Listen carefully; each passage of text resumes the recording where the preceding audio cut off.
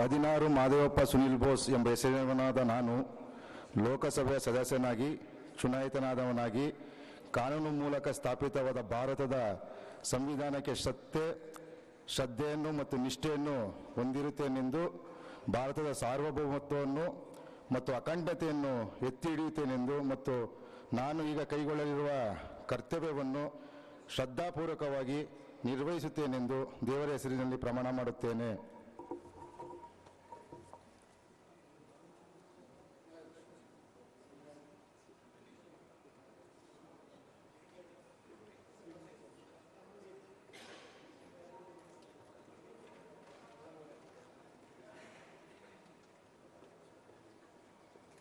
Dr. C.N.